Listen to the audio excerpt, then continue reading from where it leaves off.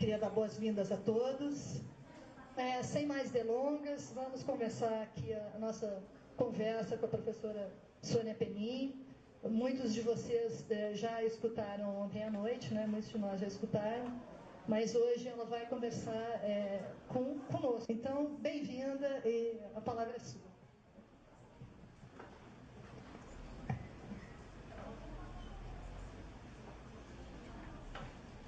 Muito obrigada, Malu.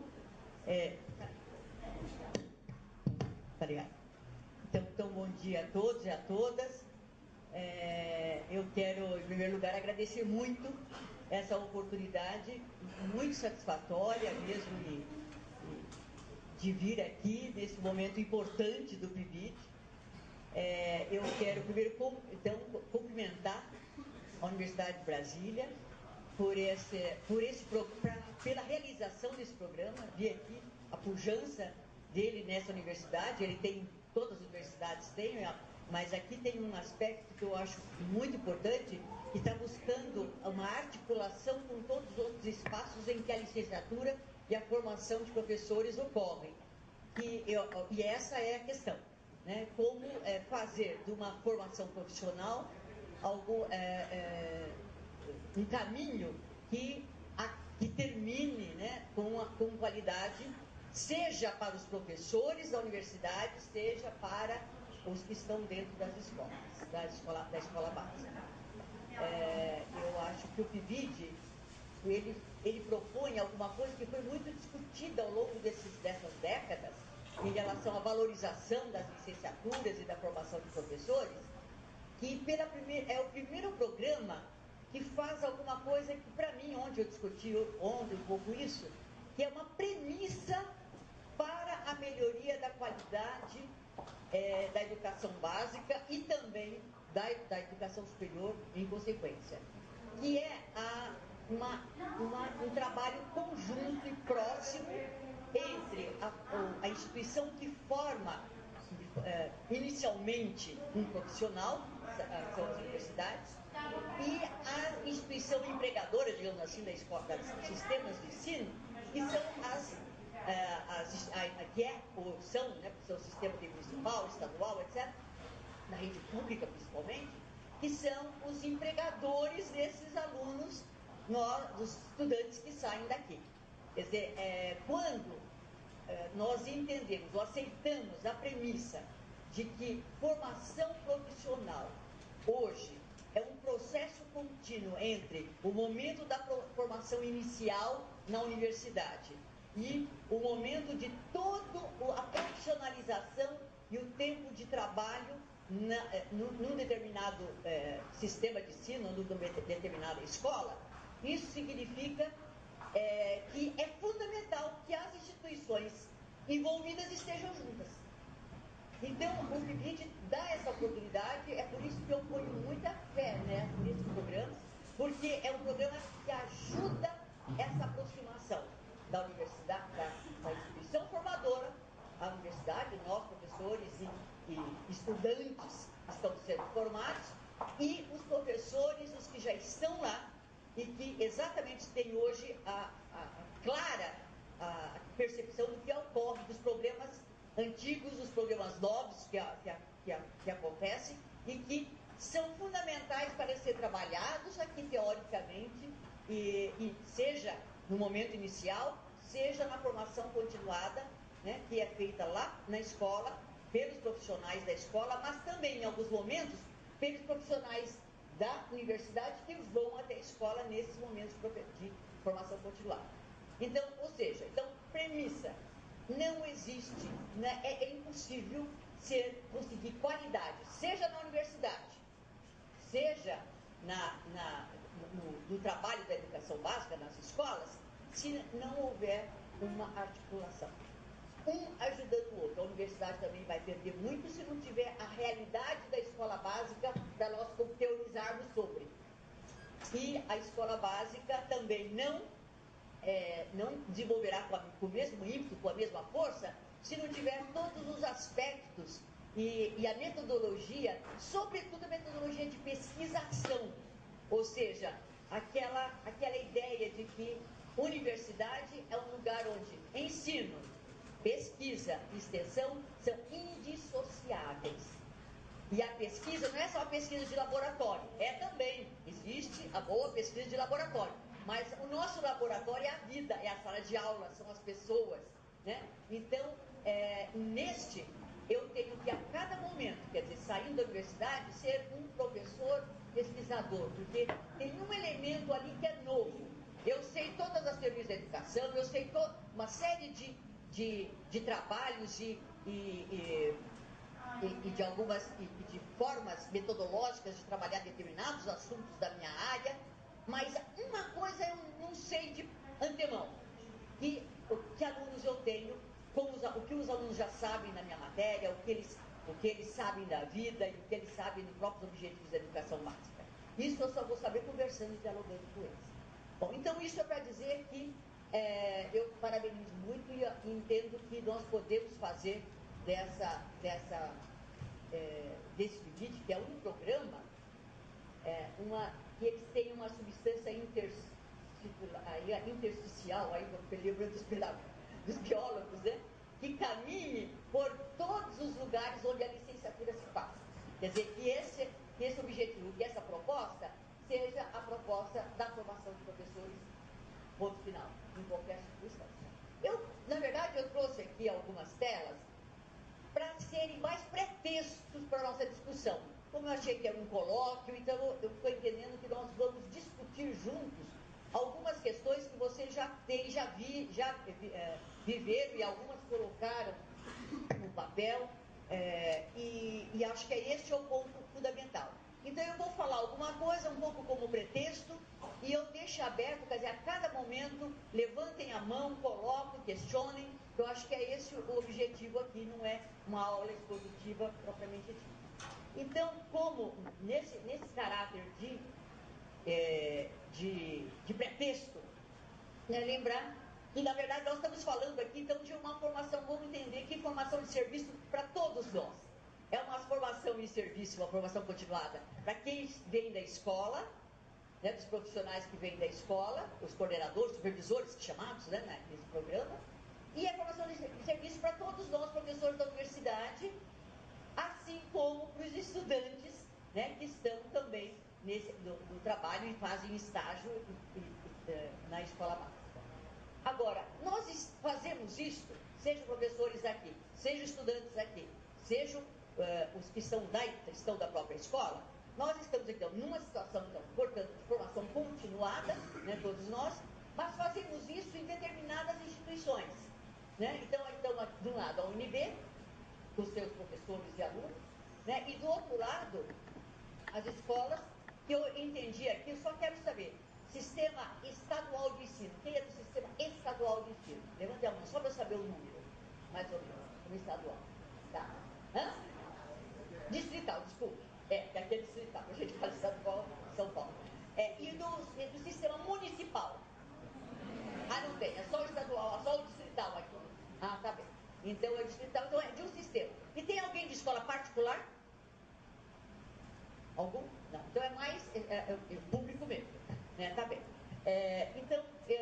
Então por isso, eu acho que fundamentalmente, quer dizer, nós estamos, eu acho que se colocar um pouco, conhecer a história dessa universidade, que é a instituição, quer dizer, uma coisa, vamos nos situar, né? A história dessa universidade, na história dessa universidade, tendo em vista a formação de professores.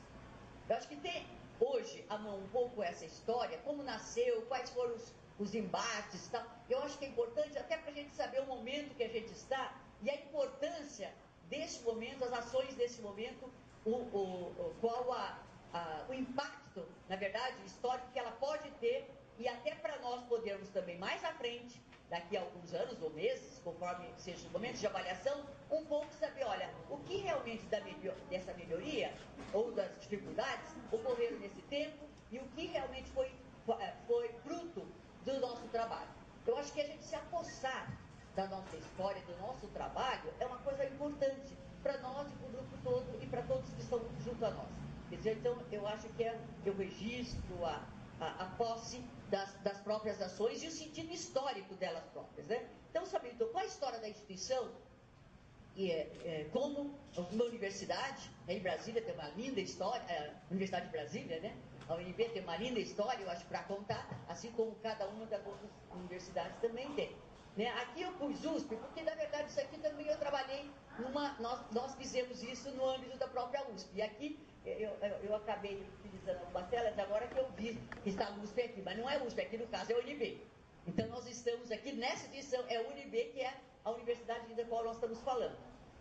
E essa então, história política, econômica, cultural, social, como ela se coloca, e também a história da universidade, mas a história também do contexto, em que momento civilizatório estamos, não só, né, da sociedade, civilizatório. Se é um momento político da própria Brasília e Brasil, hoje, nesse momento, né, a questão política, a questão econômica, a questão cultural, e aí nós podemos falar muita coisa a respeito de como a própria profissão de professores hoje, como que representações tem no nível, e a gente sente que as políticas públicas e a própria representação social mais ampla, que a sociedade, os grupos, a mídia, grupos específicos, os pais de alunos da minha escola, os pais de alunos de modo geral, de algumas pesquisas mais amplas, quer dizer, como que tem sido feitas as representações, como têm sido as representações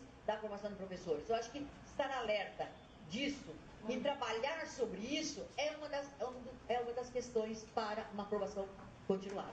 Né? Para a gente trabalhar no sentido, claro, de melhorar e de valorizar isso que eu tenho certeza que todos nós aqui sabemos que é fundamental, é alguma coisa central na melhoria não só da escolarização, a melhoria da própria qualidade de vida, da situação e inclusive do desenvolvimento do próprio país.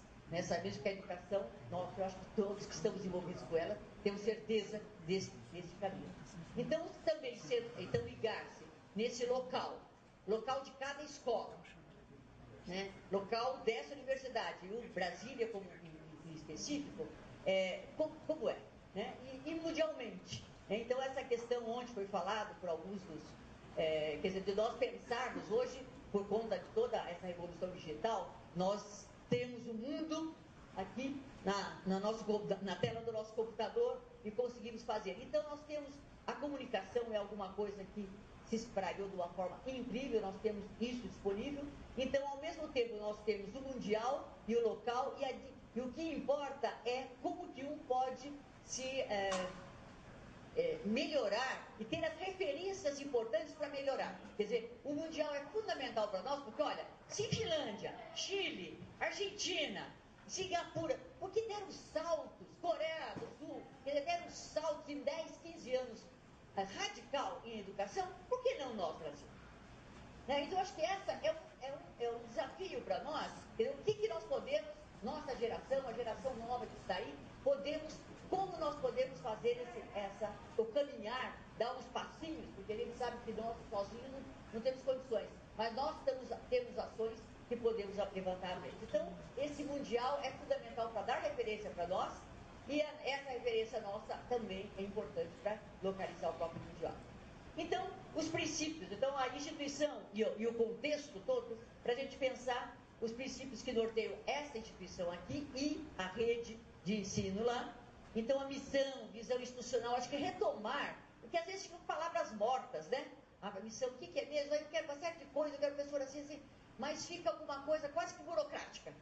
A missão, os objetivos educacionais mais amplos, as finalidades da educação, né? E eu acho que retomar ali na frente nossa é importante.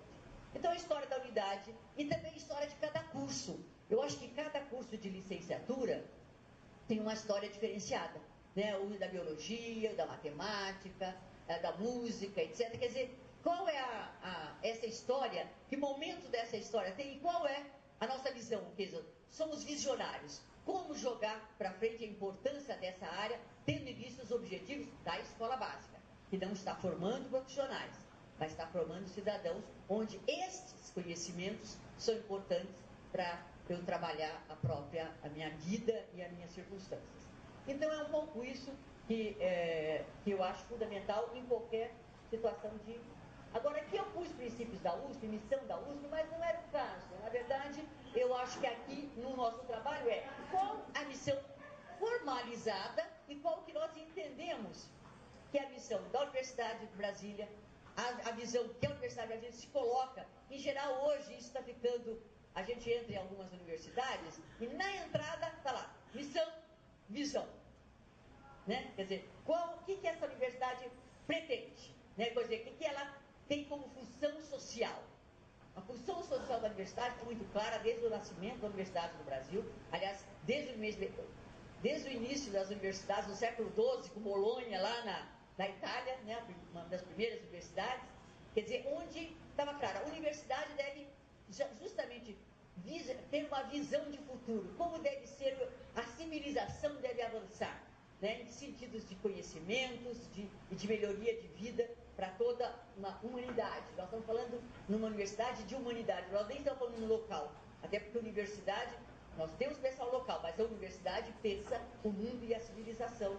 Tanto é que os conhecimentos que as universidades hoje, as pesquisas, são pesquisas para interferir na vida de qualquer cidadão mundial. Né?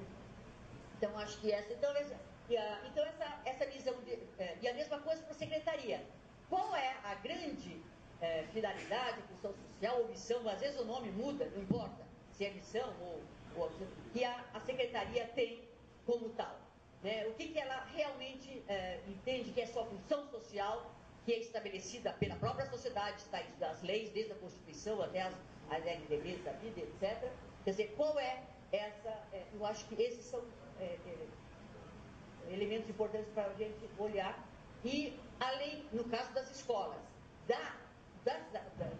do sistema de ensino, como que a minha escola, a minha unidade, quer dizer, qual é a missão dessa unidade e a visão para essa escola.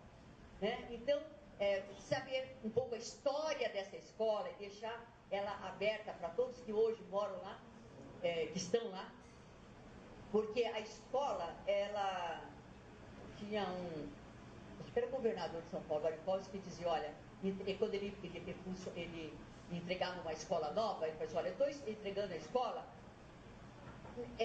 para a mão do diretor, mas não é bem para o diretor. Porque esse diretor vai ficar alguns anos, 25 anos que passa, e ele sai. Né? Mas professores, também não. É porque eles também vão ficar um tempo, então não é bem na mão deles. Eles vão responder por elas nesse tempo. Para os alunos, em parte, porque também eles ficam aqui 8, 9, 10, 11 anos e saem. Ele entregava para a comunidade. Os donos, vamos dizer, quem deve olhar por essa escola é essa comunidade. Porque essa comunidade já tem os filhos, depois tem os netos, depois tem os bisnetos. Quer dizer, claro que há mudanças, mas essa comunidade é que tem a tarefa de, junto com a escola, questionar a escola, construir a escola e a história da escola. Né? E vice-versa. Né? Muitas vezes, até porque nós profissionais, às vezes chegamos lá, somos diretor. Muito bem, então ficamos olhando dentro da escola, os nossos pares ali dentro, e esquecemos aqueles que são, na verdade, os grandes donos, entre aspas, né, se a gente pode falar de dono, dessa escola. Porque é para essa comunidade que vai viver aqui muitas e muitas décadas, não só décadas, né? Escolas que são centenárias, escolas que são mesmo mais do que isso, milenares, se a gente pensa em outros lugares. Bom, então, eu acho que essa questão da unidade, conhecer a história é fundamental. Né? E mais, a história foi essa. Então, deixa alerta na cabeça de todos nós.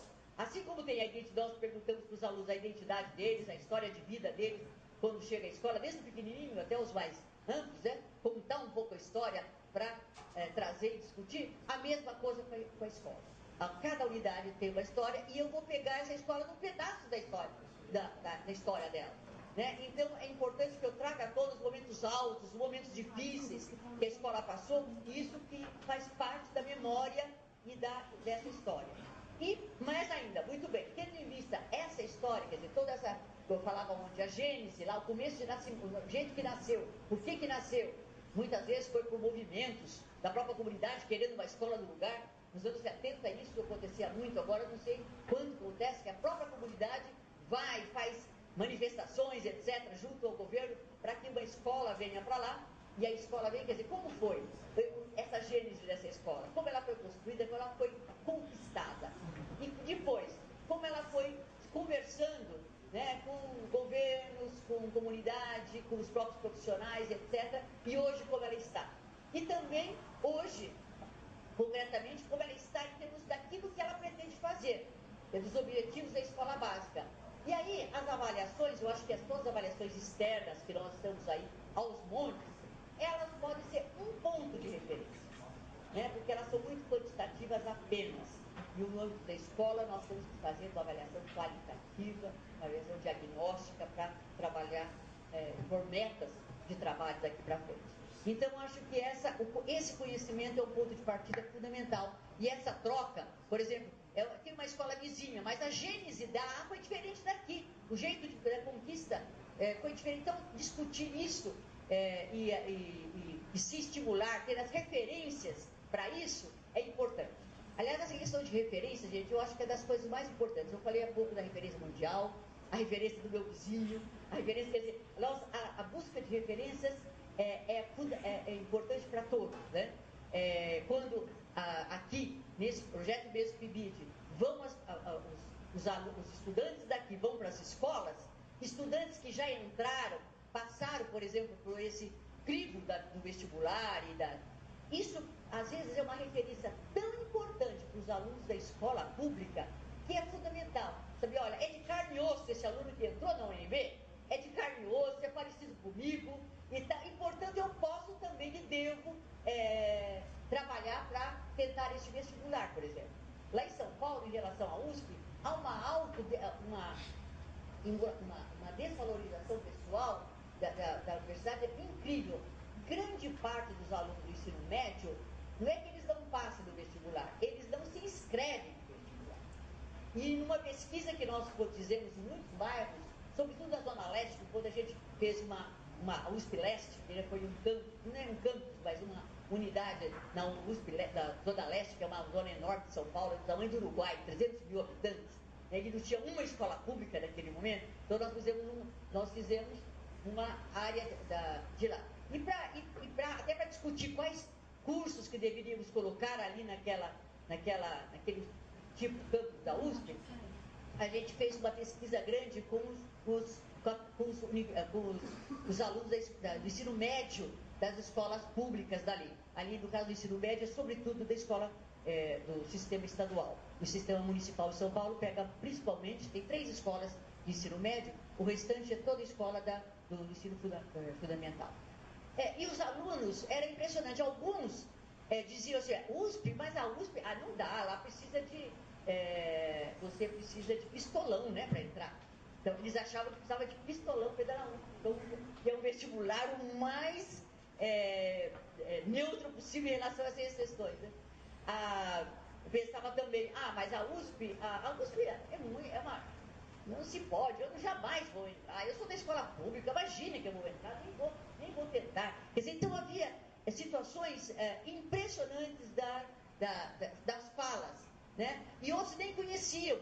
Alguém falava assim, a USP, mas não deve ser uma boa escola, porque eu não vejo propaganda na televisão, porque na televisão tem propaganda de todas as universidades particulares, mas não tem das universidades públicas. Então eu achava que nem era bom porque não tinha propaganda.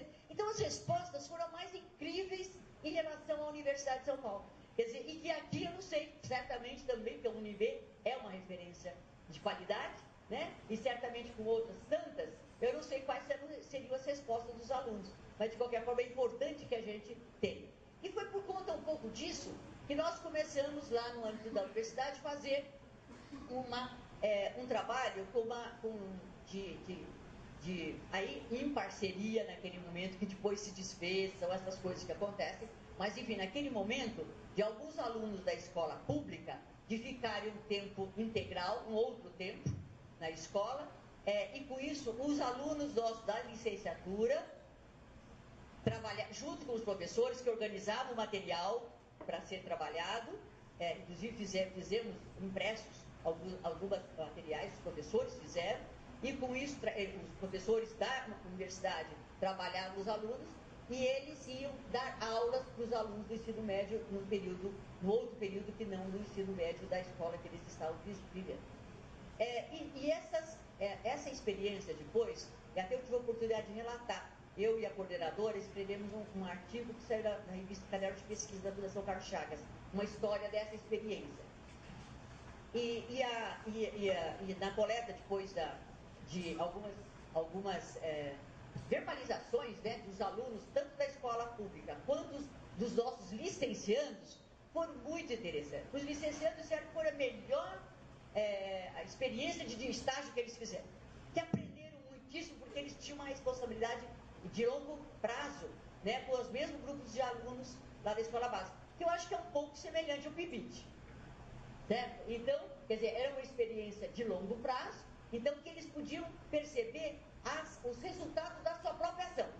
E aí tinham os interlocutores, que eram os professores da universidade, para trabalhar essa questão. Então foi uma experiência riquíssima, que infelizmente não teve continuidade no momento, e agora está sendo novamente, já conseguiu as verbas, quer dizer, com todo o esforço, vai recomeçar a Universidade de São Paulo. E eu espero que tenha bons resultados. Então, do lado dos alunos da escola foi isso, dos estudantes da universidade. E do lado dos alunos, foi quando, no vestibular seguinte, que foi o primeiro da Universidade da USP-Leste, foi o primeiro em que houve o maior número de estudantes da escola pública inscritos no vestibular. E também, naquele ano, inclusive com maior diferenciação de cor, porque isso também era uma questão na USP, né? Quer dizer, por conta de que a grande parte de alunos da escola particular, das escolas particulares de primeiro nível que tem lá em São Paulo, acabavam e acabam, né, por conta da super especialização que fazem, tomando os lugares em grande parte das vagas. Mas neste ano foi um momento em que houve um aumento significativo. E veja, foi uma experiência pequena, curta, isso em larga escala. Por isso que eu digo, PIBID, ou experiências desse tipo, que possam ampliar, certamente poderá ampliar bastante essa relação mais próxima. Eu me senti em casa, mesmo que eu esteja lá num bairro muito longe, numa cidade satélite. Então, olha, eu posso entrar na Universidade de Brasília. Né? Eu tenho essa possibilidade, eu tenho, porque o fulano faz, ele, né? Aliás, você sabe que numa dessas experiências desses alunos, desse momento que nós fizemos essa pesquisa, teve um depoimento de um aluno que foi muito interessante, que ele disse assim, olha, eu estou vindo para esse vestibular porque um dia eu errei o ônibus, eu peguei o ônibus errado, e o ônibus me levou lá no campus da Universidade de São Paulo, ali em Butantã. Quando eu cheguei nesse campus, eu achei tão bonito aquele lugar, né, cheio de... que eu fiquei falando assim, puxa, é aqui que eu quero estudar.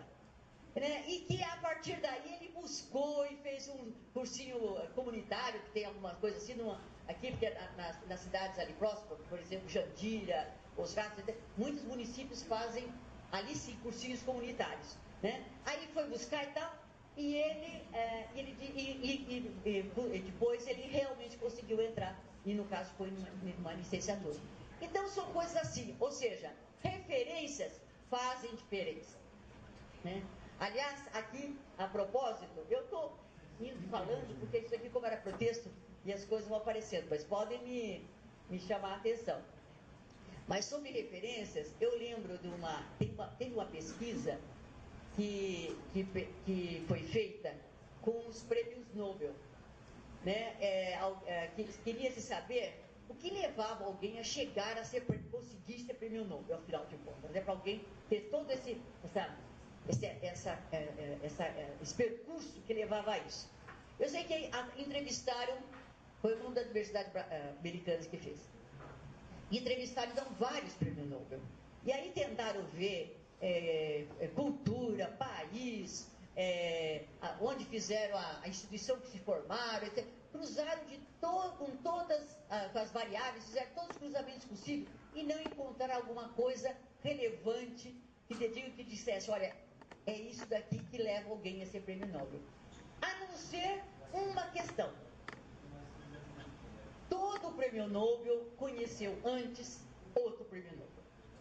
Quer dizer, teve a referência de um outro filme novo, conheceu e viu, quer dizer, então, quando a gente fala de referência, é um pouco isso, é alguém, é aquela história, olha, eu vi, aquele aluno está na USP, então se ele está, e ele aqui, olha, carneou, eu posso. Se eu estou junto com o filme novo, olha, ele é igual a mim, não tem diferença, fez coisa semelhante, por que não?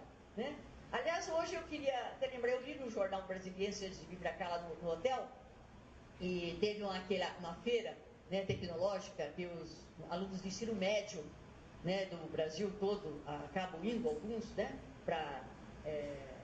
esqueci agora qual é a universidade.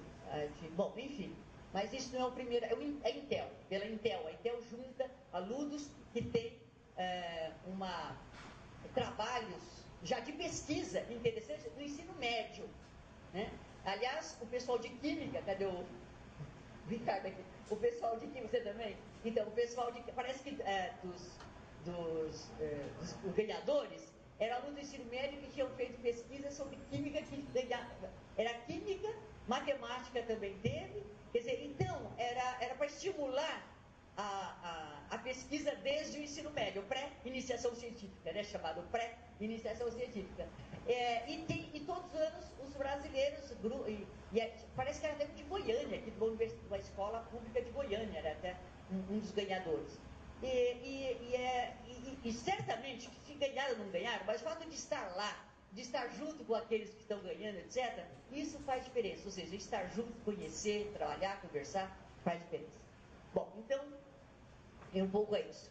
E a questão, então, e também o que nós precisamos conhecer, né, em todos isso. Qual é o que está sendo proposto no projeto pedagógico de curso, de cada um dos cursos e das licenciaturas de um modo geral. A formação de professores, apesar de ser, de cada uma das disciplinas, é disciplinar hoje, a partir da quinta série, porque não é disciplinar até a sexta série, o sexto ano, melhor dizendo, né, até o quinto ano, e é disciplinar a partir daí, que essa foi a nossa história, né? Apesar de outros lugares nem ser assim.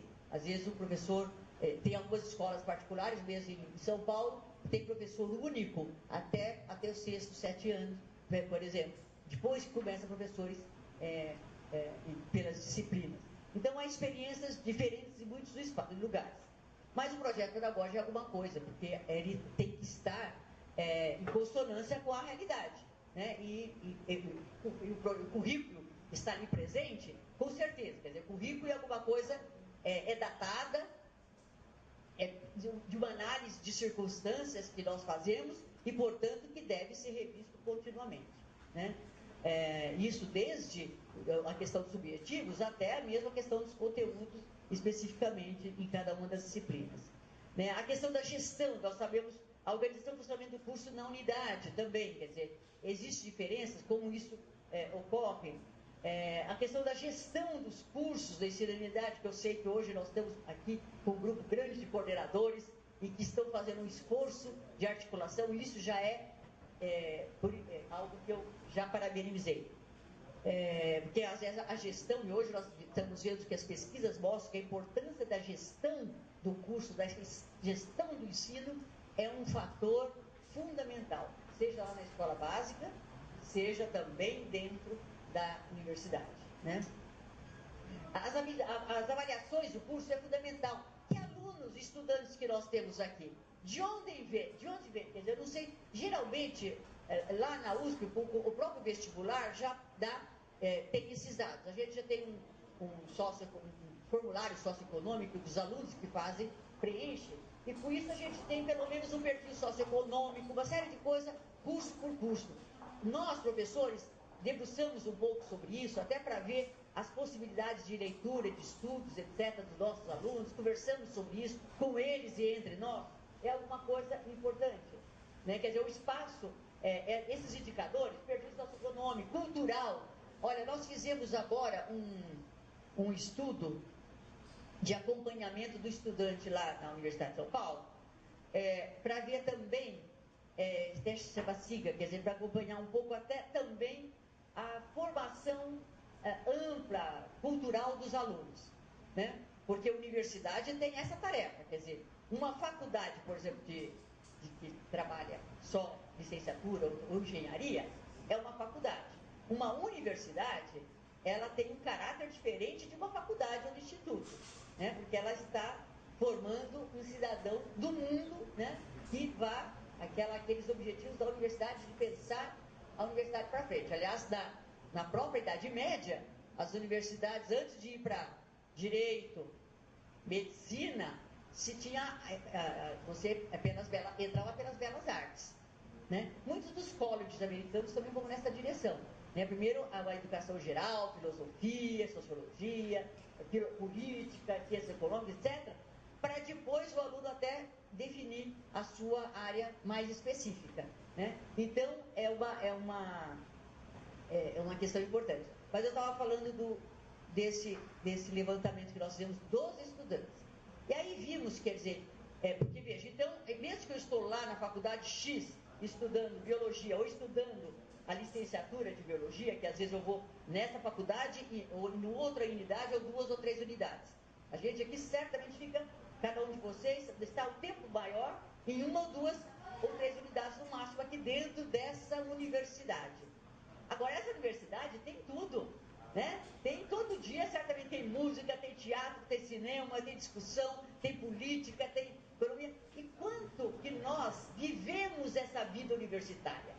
Que não é só a vida da aprendizagem, que muitas vezes não tem. Então, nós nos espantamos ao ver que alguns dos estudantes fazia 1 ano que não tinha visto uma peça teatral. Fazia 1 ano que não tinha visto alguma. Quer dizer, então a gente estava vendo livros, quer dizer, romance, né? Os romances, quer dizer, que não tinha lido 1 ou 2 do romance por ano. Quer dizer, então essa vida cultural que faz parte, independente do curso, é matemática, exatas, humanas, porque a universidade tem essa tarefa de juntar as duas culturas, né? A humanística, ou então alguns falam de 3, né? Humanística, ciências humanas e as ciências exatas e as empíricas, né? Então, isso faz parte da universidade. Então, ser estudante de qualquer curso da universidade é diferente de ser um estudante de um curso X de uma escola que só trata daquilo, que só faz engenharia. Então, é o sentido da universidade, e a questão da universidade. Então, essa é uma questão, quer dizer, saber como está o nível sociocultural, como nós podemos incentivar nossos alunos a ter uma vida cultural mais rica, né, tendo em vista que as coisas existem nessa universidade, ou seja, aproveitar a instituição na qual eu entrei ao máximo, né? Eu acho que essa é uma questão que pode, só com os dados que a gente pode obter através desses questionários. A questão da evasão, que é uma questão, certamente aqui, eu não sei, da universidade, deve ser grande, da USP também é grande, sobretudo em alguns cursos. Tem cursos que a gente não vê quase evasão nenhuma, por exemplo, medicina, direito, aquelas que a entrada são muito mais difícil. Mas em grande parte, mas em outra, mesmo, por exemplo, na matemática, a integridade da física era um dos maiores índices de evasão era na física, né? Então, tanto é que a física, para discutir, trabalhava com, onde eu até falei, num grupo de pessoas, para não assustar demais os alunos que chegavam, porque muitos não aguentavam o cálculo 1, o cálculo 2, a física, as primeiras, tendo em vista, sobretudo, o que já traziam do ensino médio. Então, num tempo, eles começaram a fazer a física zero. Os alunos entravam, os calouros lá, e faziam a física zero. Era uma disciplina para dar uma geral antes de começar o programa do primeiro ano, né? Que era um pouco para diminuir. Outro trabalho que a gente fez lá para diminuir essa evasão, porque também nós levantamos os dados do momento da evasão. E o momento de evasão, em quase todos os cursos, se dava no primeiro ano. E principalmente no primeiro semestre. A grande parte da evasão. Então, por quê? Então, o que fazer para atrair esse aluno para o nosso curso, né? Então, uma das coisas que a gente fez, olha, vamos tentar ver se nós colocamos aqueles professores mais estimulantes, né, no primeiro ano, né? Então, aí a comissão de graduação, aqui eu não sei como chama o nome, às vezes muda, pessoal, olha, vamos tentar rever aí com os professores e dar aqueles mais insinuantes, aqueles mais... porque é o momento da escolha da saída da universidade. Então, entrar no vestibular difícil e ainda sair, Quer dizer, é um desperdício, inclusive, de vaga, né? Uma vaga tão procurada, tão buscada por tantos, e chega no final do ano já uma parte, 25, às vezes, um quarto dos alunos acabavam saindo. Então, o que fazer institucionalmente para isso não acontecer? Então, saber um pouco disso era importante. E nessa pesquisa que nós fizemos, inclusive, também em nível internacional, era muito importante a gente saber que os alunos, as conversas de corredor, fora da sala de aula, professores e alunos, era uma coisa importante que levava aos alunos a não, apesar da vontade de sair do curso, a continuar no curso com as dificuldades que tinham. Então, são essas relações, ou seja, é da comunicação, de novo, nas relações interpessoais, né, que a gente pode quebrar com aquela questão de aula, daquela coisa muito formal, que pode ajudar os alunos a repensar, né, e não desistir assim tão facilmente, né? Enfim, são elementos importantes de avaliação do curso e que são bem objetivos. A gente consegue os dados e trabalhar a respeito disso. Depois, razões, então, e perfil dos evadidos. Também tinha, a gente levantar um perfil, era interessante a questão do perfil dos alunos, porque nós estamos dizendo ontem, e é verdade, quer dizer, há hoje uma leva muito grande de estudantes na universidade que está na segunda ou terceira graduação. Né? Na mesa da pedagogia, hoje eu estou dando aula para o primeiro ano, um curso da licenciatura, que é todos os vários licenciados juntos, diversos cursos, e o outro é para o primeiro ano de pedagogia. E ali tem uma série de pessoas, primeiro mais velhas, especialmente no curso noturno, né? Que já trabalham, já estão, mas querem vir, e alguns, alguns já com mestrado, mestrado em geografia, por exemplo, estão voltando para fazer pedagogia. Então, muitos deles, um depoimento de um deles eu achei assim impressionante, pessoal, olha, da dificuldade que ele está tendo de dar aulas no ensino médio, na escola pública, e que ele queria ali ter de novo a oportunidade de conversar e discutir o que está acontecendo na escola e por que eles não estão pensando. Então, tem razões as mais diversas, algumas maravilhosas e outras, porque também no caso de São Paulo, para ser, por exemplo, para fazer concurso para diretor, tem que ter o curso de pedagogia. Então, muitos vão para a pedagogia para poder fazer carreira de gestão no âmbito das escolas básicas. Mas, enfim, tem um perfil diferenciado e que isso é interessante. Você pode aproveitar dessa diferença. Depois, também outra questão, pensando no diagnóstico, estudo da relação a problematizações locais. Bom, aí o que é um pouco trabalhar o que está sendo feito, o que está sendo dando certo, né? Como que a avaliação, sobretudo a avaliação mais diagnóstica, está dando resultado e como ela se faz. Gente, eu estou indo, eu não sei o horário, mas eu não sei que horas que eu posso parar e para as pessoas começarem a conversar. Nós todos. Aqui, só colocar um pouco, aí pensando no ensino no ensino superior também, né? E não só o ensino na educação básica. Então, acho que nós já vimos, quer dizer, pensar o ensino, os objetivos do curso, o perfil dos estudantes, já falamos, o perfil dos estudantes e o programa e planejamento, o curso de cada ano, o planejamento interdisciplinar. Nós vimos que grande parte dos nossos cursos são disciplinares, né?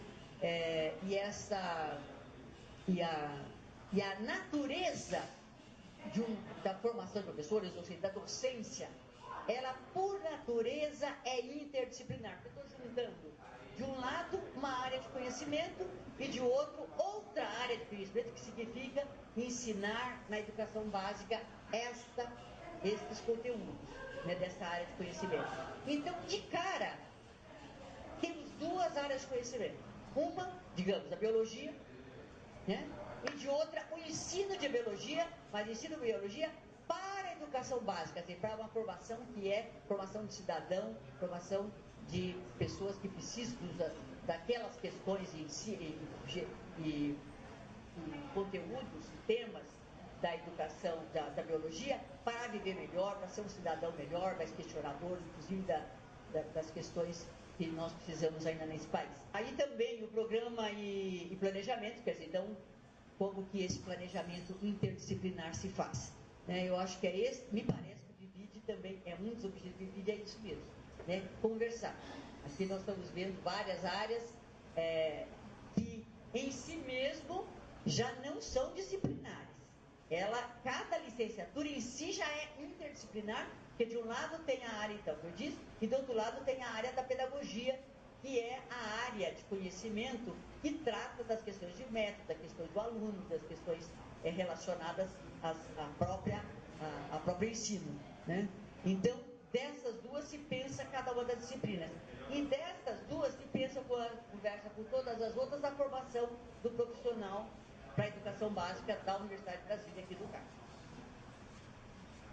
Bom, e planejamento, então, de planejamento mais amplo, que é isso aqui é um grande momento de planejamento, né, de reflexão a respeito do que se faz, e aí pensando também em disciplina, turma, plano de ensino, aula, o ensino e a aula, né?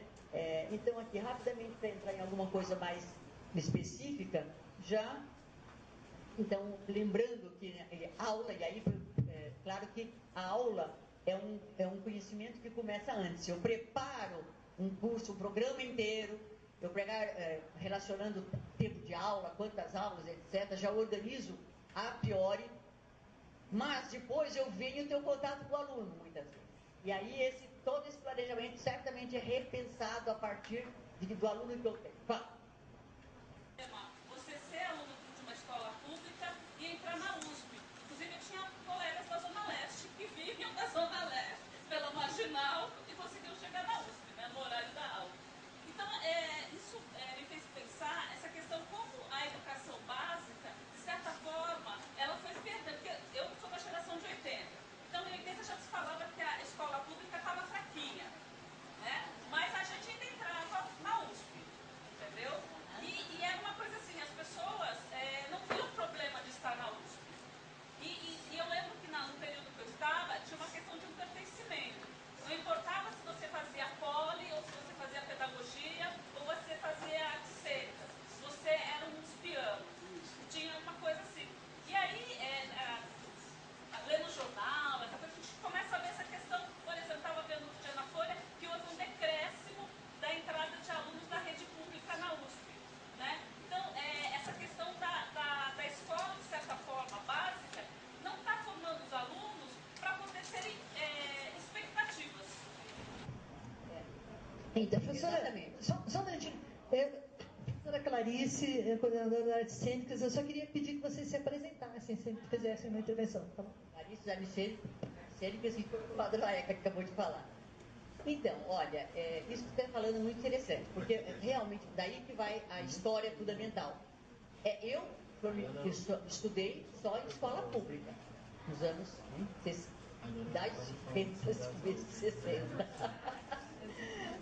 E olha, as escolas particulares eram péssimas, era muito melhor. Então houve dos anos, olha, da segunda década, da segunda metade do século passado, mudou completamente o perfil majoritário.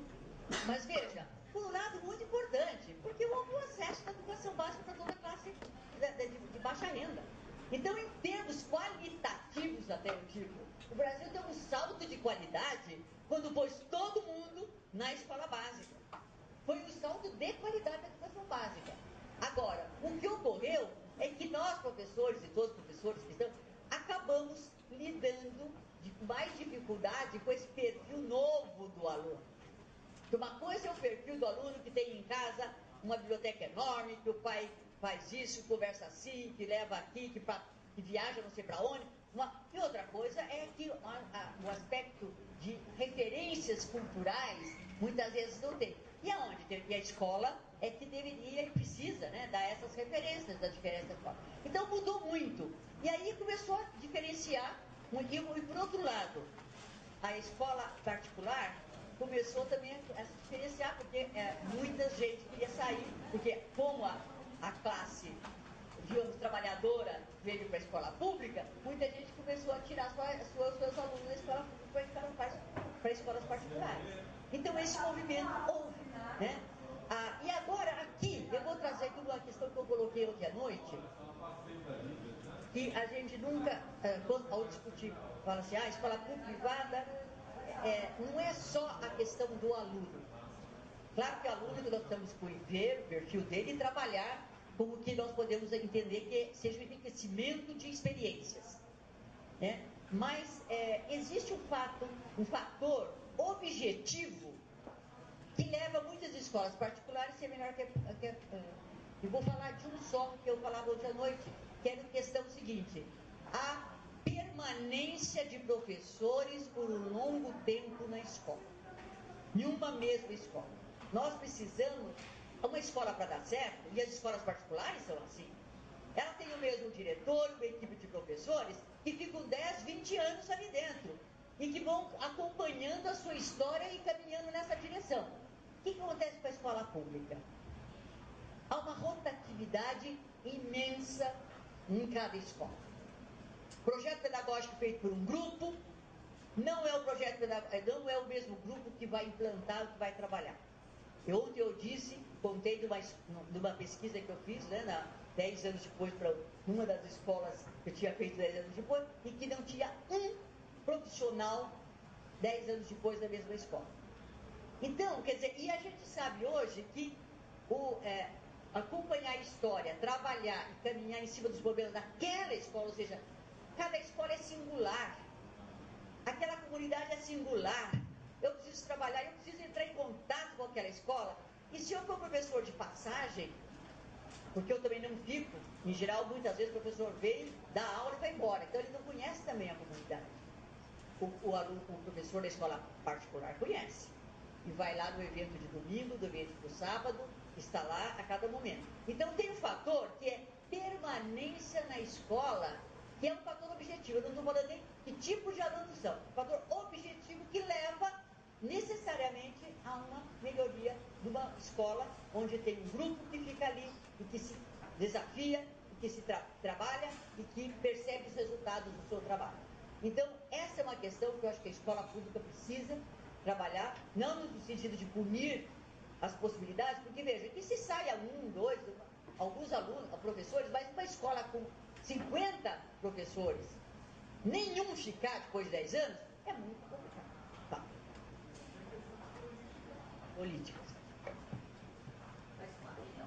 Então, e aí, é o que eu dizia ontem também. Muito bem, se a gente tem consciência, e a universidade está aqui para ver o futuro, essa tarefa, para propor, eu acho que uma das coisas nossas da universidade é propor políticas públicas para os governos. Né?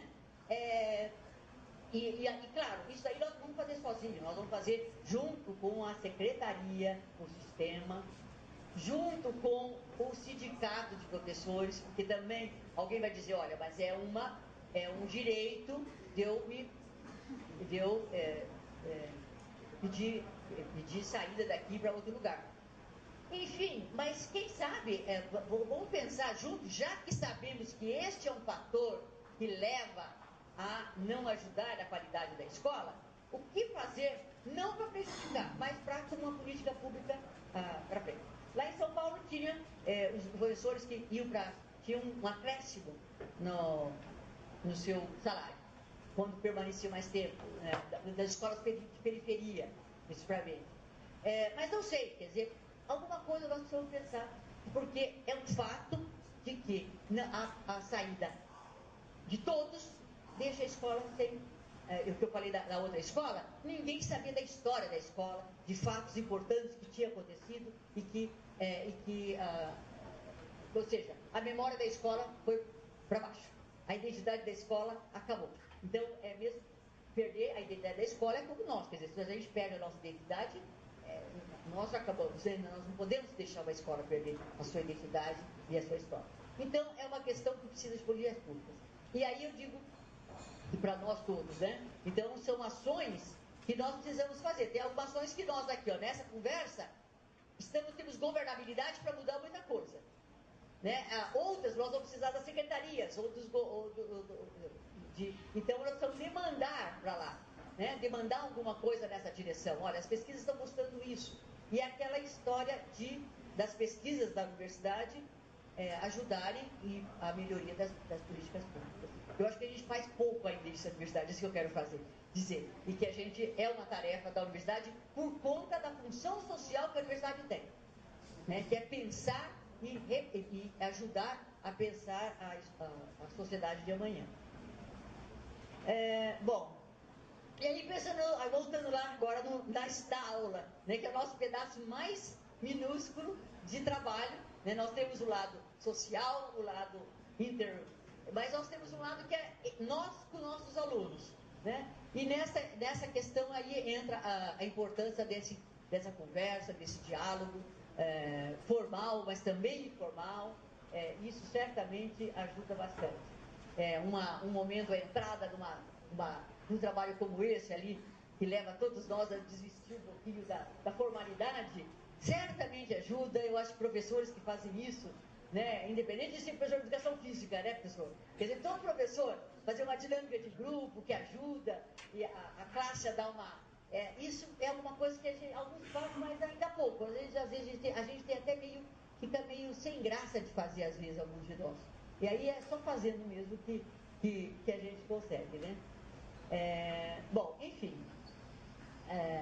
E aí, talvez mais essa questão para abrir para a nossa discussão, essa necessidade, no caso, sobretudo, da formação na universidade, que é aquilo que eu dizia da indissociabilidade, né, da pesquisa, do ensino que é o olhar investigativo, né? Então, voltando ao que eu acho que eu já disse, quer dizer, nós estamos nos preparando, os estudantes, aqui falando para estudantes, né? Se nós estamos nos preparando para sermos professores, então eu vou aqui aprender muita coisa, toda a história da pedagogia, eu vou aprender todo o mapa conceitual da biologia, da química, se eu for fazer professor. Quer dizer, então eu preciso ser muito bom no conteúdo, eu preciso ser muito bom em termos didáticos, eu preciso ter sequências didáticas para ensinar, olha, matemática, divisão por equação tal, olha, essa sequência didática aqui é ótima, alunos aprenderem, então essa troca.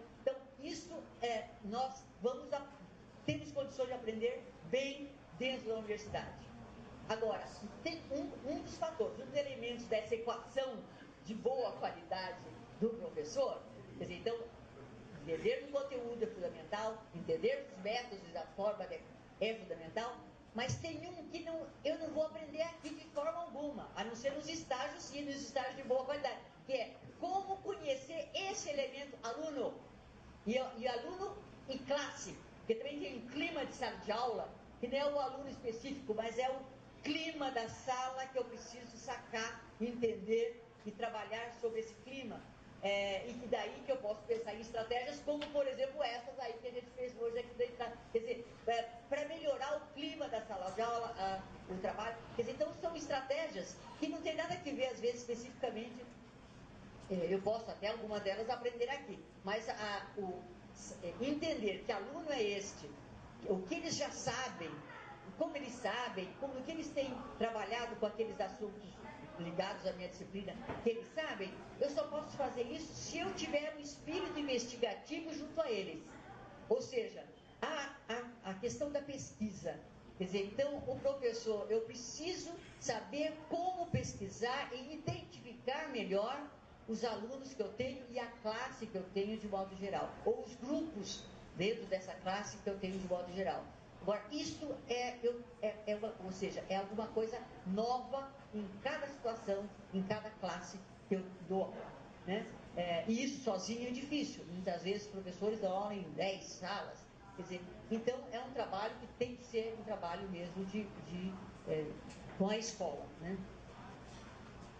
Bom, e sensibilidade para a ação pedagógica, eu já falei, que é essa questão de nós sabemos que educação e ensino é uma questão de relações interpessoais. Relações interpessoais é alguma coisa que a gente aprende um pouco aqui teoricamente, mas que a gente aprende muito na nossa própria vivência. E muitas vezes a gente também não se autoanalisa nessa direção. Né? Às vezes nem com o próprio namorado, marido, né? a gente não se analisa, né? E às vezes precisa de um psicólogo lá para ajudar, né? Fazer psicoterapia de casais, né? Então alguém precisa de um outro para ajudar. Mas também é alguma coisa que a gente pode, né, se botar atenção nisso, ajudar a melhorar nossas relações interpessoais, seja entre nossos colegas da escola, seja entre nós e os nossos alunos da escola. É alguma coisa, mas a gente só avança nisso se a gente largar um pouco as amarras e entrar meio com o prato vazio, digamos, né? A taça vazia nessas situações. E muitas vezes a gente fica difícil nessa direção. Bom, então aqui eu acho que agora eu entraria, eu acho que já falei a respeito dessa questão, dos 3 aspectos, né? Que eu falei, dos 3 aspectos, que é o que ensinar, como ensinar e a quem, que é justamente isso que eu estava falando com vocês. Lembrar que, então, aqui um pouco, pegando um pouco o que Scheffler fala, e o Azaia também, porque os limites da nossa aprendizagem de métodos da universidade, né? Porque é claro que métodos, na verdade, ensinar com algumas regras, segundo algumas regras. E em algumas, até em algumas sequências didáticas, eu posso ter algumas regras para isso. Mas a atividade de ensino, o saber como, né, vai depender também de eu sacar os outros fatores em questão. Quer dizer, o clima da sala de aula, a aula, os alunos, etc. E isso, independente de eu ter aprendido muito bem alguns métodos, eles não dão conta de resolver problemas ali. Então, a criatividade no sentido é criatividade, mas também é um pouco de espírito investigativo. Isso a gente pode ter, né, que é mais fácil do que, às vezes, criatividade. Né? Então, que regras ela de ensino, por exemplo, eu ensinar, o Scheffler fala, eu tenho alguma aprendizagem, você aprende, tem algumas regras, você pode aprender algumas aprendizagens, não precisa de regras, né? Você até aprende sem regras. Por exemplo, nadar, você pode nadar, tem regras. Mas se você vai aprender xadrez, você não aprende xadrez se você não obedecer às regras do xadrez. Né? Então, tem alguma aprendizagem, precisa de regras, outras precisam menos de regra, mas o ensino, por mais que não saibamos todas as regras e os métodos para alguma coisa, vai ter elemento novo no pedaço que a gente não estava. Quer dizer, não é exaustivo. Métodos de ensino não é alguma coisa exaustiva, como é a aprendizagem de xadrez. Né? É um outro tipo de aprendizagem. Né? Então, conhecer as regras não aumenta a probabilidade do êxito. Né? Não garante, aliás, aumenta a probabilidade, mas não garante o êxito. Aprender métodos é melhor do que aquele professor que não aprendeu nenhum, certamente, mas não garante o êxito. E o professor, então não deve esperar o socorro, eu vou ver essa sequência didática, depois eu vejo essa, quer dizer, eu já tenho tudo engatilhado. Se eu pensar que só isso vai dar conta, não vai dar conta. Eu preciso de outras coisas. Né? E aí buscar ser mais criativo e mais inquisitivo em termos de pesquisa. Né? Já falei a respeito disso. Então, aqui, só para lembrar, quer dizer, esse Global Education Leaders Program, um programa que coloca as tendências, né, e temos outros, eu falei de uma outra, que era o Grupo Internacional de Faculdade de Educação Líderes, mas isso daqui coloca mais importante para o século XX, porque o século XXI, tendo em vista que nós estamos no meio dessa revolução digital aí, que a gente ainda, onde tem a moça lá da educação à distância falando, quer dizer, como nós temos tanto a aprender ainda com as possibilidades de democratização do acesso, pelo menos à informação, porque o acesso ao conhecimento é alguma coisa maior, onde a presença, o protagonismo do professor ainda acredito seja muito importante, né? E que a personalização no sentido de, não só da personalização, mas de eu pensar em termos, tem uma palavra, por exemplo, pensar o local, a discussão naquele não é só em termos da pessoa, é no sentido do local, pensar a escola para aquela comunidade, para aquela sala de aula, né? E não só em nível da pessoa individualmente. E a aprendizagem por problemas, porque problemas ou outras, né, o que a gente sabe de design thinking, hoje existe, tanto no nível superior, há pouco tempo, por exemplo, essa questão de PBL, né, Problem Learning, aprendizagem baseada em problemas, que muitas universidades, sobretudo na medicina, engenharia, mas tem um nome enorme trabalhando e tem encontros internacionais nessa direção. E eu acho que isso é importante, sobretudo porque o acesso da internet é tão fácil. Quer dizer, alunos que podem colar pela internet uma opção de trabalho, não precisa nem fazer, né? Hoje até cola e acabou. Então, só tem uma questão, quer dizer, porque veja, a internet é importante porque o acesso à informação está lá. Eu estava conversando com meus alunos que eu tinha pedido lá para eles fazerem um ensaio e tal. Eles falam, olha, fazer ensaio vocês podem aprender o que é o ensaio lendo ensaio. Então, na internet vocês vão ver a opção de ensaio, vão pegar ensaio na... Mas, eles precisam ter um problema que é deles, pessoal, colocado ali, para discutir e analisar. Aí sim eu vou exercitar todas as habilidades complexas de pensamento. Porque aí, então, a faculdade hoje, a universidade, não está aqui para dar informações. Da educação, a universidade da Idade Média, né, professores estavam ali para lerem, eram os lentes, por isso chamavam lentes, professores de lentes. Porque lentes, porque eles liam. Vinham os alunos lá e eles liam. Era a escola da ensino médio. Quer dizer, então, os professores, expositiva, dão informação.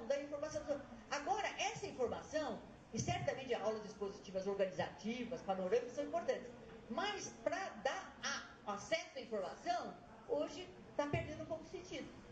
Então, e também se eu dou, e eu só peço isso em troca, o aluno vai rapidamente ter pela internet. Agora, o que é o novo? Eu acho que nós temos a oportunidade agora de passar para o segundo capítulo. Que não é o acesso à informação, é como trabalhar com a informação.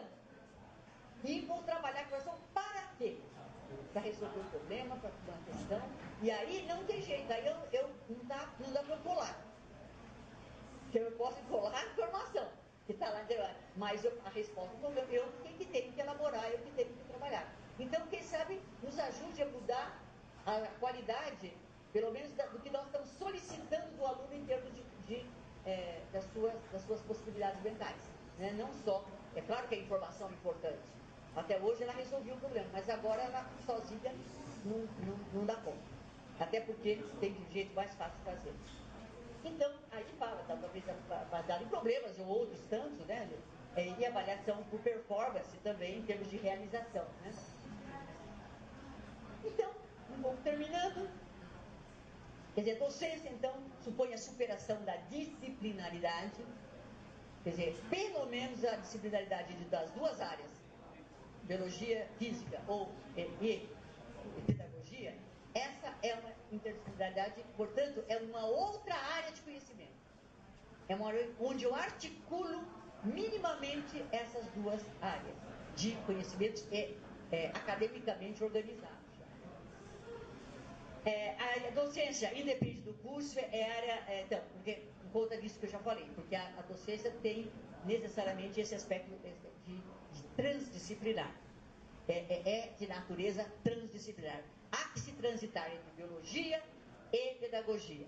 Não tem jeito para eu caminhar, pelo menos. Isso se eu não tenho que transitar por outras, porque a própria pedagogia, ela já em si mesma é super transdisciplinar. É de natureza, porque ela tem a economia da educação, a sociologia da educação, a psicologia da educação, tudo dentro. Quer dizer, se há uma área que já nasceu transdisciplinar, é a pedagogia. Agora, portanto, eu acredito que é mais fácil até para o pedagogo fazer esse trânsito do que as outras disciplinas fazer esse trânsito, porque não está. A biologia está fechadinha ali, né? A química também, etc. E o pedagogo teria mais condições, porque ele já trabalha numa área transdisciplinar. A docência, então, requer... Agora, além dela ser transdisciplinar, olha, a área é de natureza transdisciplinar. Mas, além disso, na escola, e mesmo na universidade, eu preciso do trabalho interdisciplinar. Aí não é o trânsito que eu preciso fazer para estar trabalhando meu objeto de conhecimento. Que a pedagogia precisa transitar pela sociologia, pela psicologia, etc., para trabalhar o objeto dela, que é a docência.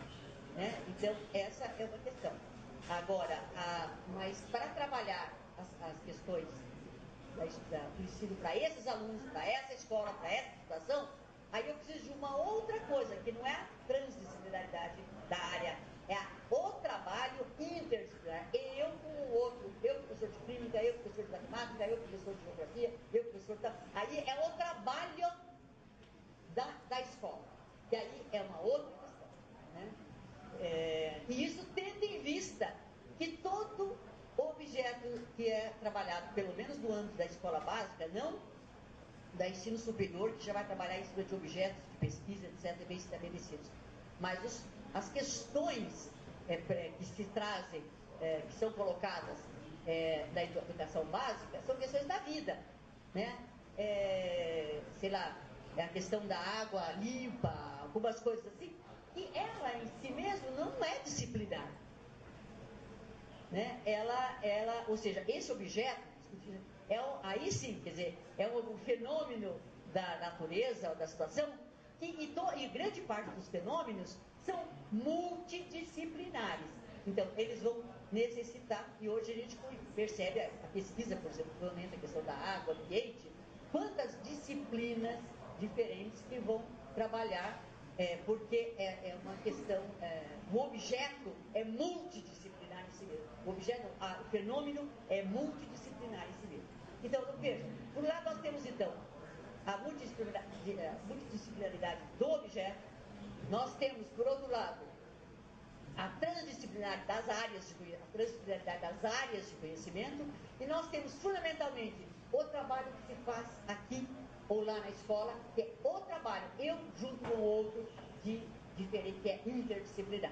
E aí, o que a gente caminha. E aí, essa dialética de todas essas coisas. Docência e pesquisa sobre a docência é uma dialética que caminha sem parar. Aqui eu acho que eu posso parar, gente, porque eu estou querendo ouvir, né, Ricardo? Eu acho que eu vou parar por aqui, onde eu estava, e vamos abrir um pouquinho para discussão, não sei, o que vocês acham. Porque dos seus momentos de cada um seria interessante saber, quer dizer, o que se coloca nesse momento que vocês se encontraram, divide, né? Quer dizer, esse encontro que eu acho, em si mesmo já é um fato memorável. O encontro da universidade com a escola básica. Quer dizer, tem como aproveitar ao máximo para melhorar a escola básica, né, naquilo que ela pode melhorar, e para melhorar a nossa formação inicial da escola, aqui da universidade. Eu acho que é essa a questão a partir do qual nós podemos um pouco, seria interessante ouvir e caminhar. E valida, só antes de passar a palavra, tem os depoimentos, né, que estão aqui, e é interessante porque aí nesses depoimentos, muitas das questões de problemas de ensino que os professores trazem, não é o problema do ensino, da geografia, da matemática, daquele que ele é professor disciplinarmente falando. É como trabalhar a violência, é como trabalhar a indisciplina. Quer dizer, que são questões que não estão lá na área de conhecimento da biologia. E pode ser trabalhada assim na área de conhecimento docência em biologia, a partir do que a pedagogia e muitas outras áreas, psicologia, etc., trazem para nós trabalhar. Então, e muitas vezes, os professores não estão conseguindo atravessar para os seus próprios objetos, porque eles não estão conseguindo sacar, e aí que eu digo, o investigativo, nós precisamos saber como trabalhar essa questão na sala de aula, nesse grupo, né? Porque uma coisa é eu pensar o ensino eu e ele, quer dizer, como preceptoria, eu e um aluno. E outra coisa é o ensino simultâneo que começou, né, desde a Revolução Francesa para frente, e que é o que nós temos hoje, né? E esse é uma aprendizagem que nós precisamos para saber. Eu acho que existe muita teorização, existe teorização sobre isso, mas eu acho que daí o concebido, ou seja, que a teorização é alguma coisa que você concebe, mas tem outra, que é o vivido, é eu e a minha vivência dessas situações, que só o professor que vive pode trazer o conhecimento. E essa troca é fundamental. Então, daí, a universidade precisa urgentemente dessa conversa com os professores que estão no ensino médio lá, porque essa questão eu acabo não chegando no ponto que eu quero chegar, porque eu não consigo atravessar essa situação de entender que lugar é esse, essa aula, essa classe, né, onde eu estou, onde algumas coisas estão atravessando, quer dizer, o mundo está vindo e as questões culturais estão ali entrando e eu não estou conseguindo trabalhar, e aí não tem outro jeito, é o que eu digo, só concebido não vai ter. É a minha reflexão sobre o vivido que vai me ajudar. Então era um pouco isso que eu tinha que falar nesse primeiro momento com vocês. Obrigada.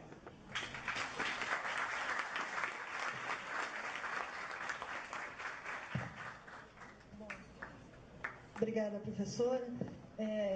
O Ricardo pediu a palavra, a gente vai abrir agora para todo mundo, mas eu também quero só fazer um comentário. Me chamaram a atenção vários aspectos, mas tem alguns que nós já discutimos no nosso primeiro encontro, né? Que a professora, sem saber o que a gente conversou antes, mas acaba trazendo. Essa questão dessa diferença entre informação e conhecimento, né? Que é uma coisa que inclusive foi um dos nossos temas, das rodas de conversa.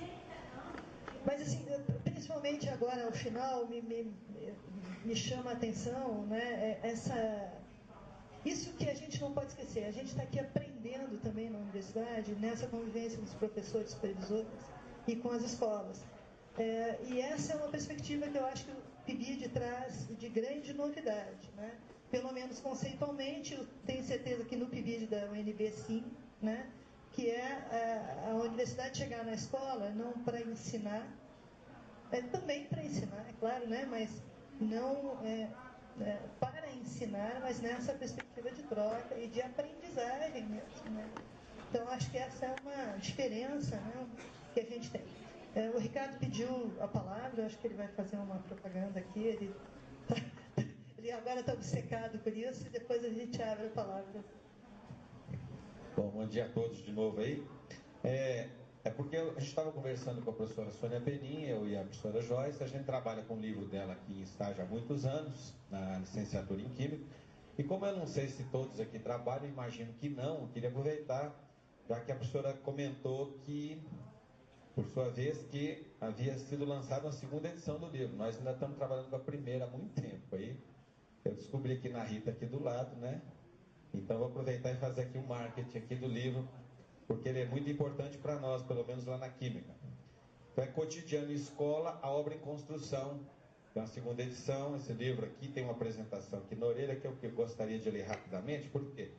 Porque ele tem tudo a ver com o tema desse PIBID. A escola que nós queremos depende da escola que nós precisamos conhecer, do contexto, da identidade da escola a que se referiu a professora Sônia. Então, tem aqui na orelha do livro uma apresentação de uma colega, que eu vou dizer no final aqui, né, o nome dela. Uma obra seminal. É com satisfação que vejo este livro ser revisto. Há autores que conseguem com uma obra saltar décadas e manter-se presente. É o caso do estudo desenvolvido por Sônia Penin, o qual se tornou nestes 22 anos uma obra seminal, referência primeira para quantos pretendam realizar pesquisas sobre o cotidiano da escola. Ao centrar sua atenção no cotidiano da escola, a autora nos conduz a compreendê-lo, não como um campo fechado, mas a situá-lo na relação com diferentes níveis da realidade. Baseada em Henri Lefebvre, a autora relata como o conceito de nível assemelha-se ao de implicação, em que cada nível resgata e explicita o conteúdo de outros níveis. Neste sentido, níveis mais amplos de ordem econômica, social, política se refletem em níveis mais circunscritos no interior da escola. No entanto, indo mais além em suas análises, a autora evidencia a importância de compreender o nível das práticas e de observar cada escola como uma obra, uma construção sócio-histórica única, que revela o espaço das construções subjetivas produzidas pelos atores que vivenciam o cotidiano escolar. Em sua visão dialética do cotidiano, Sônia Penin nos leva também a compreender como sujeitos e circunstâncias, histórias e contextos elaboram representações que irão dar sentido à prática cotidiana, permitindo que esta se constitua em poder na transformação da escola. Nesta perspectiva, o livro se revela como uma fonte de esperança quando sinaliza os indicadores que farão professores ultrapassarem as limitações do seu existir.